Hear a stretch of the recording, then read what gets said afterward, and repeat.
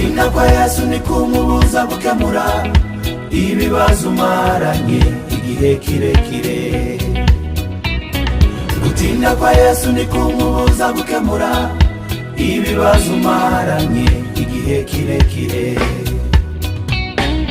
Reka mbabwire Yesu ibyo yakoze ku munsi w'umubabaro ndetse n'agahinda.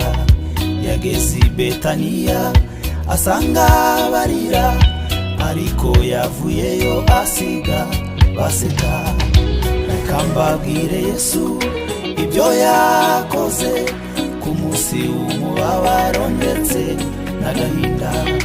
Yageze i Betaniya asanga barira, ariko yavuyeyo asiga baseka.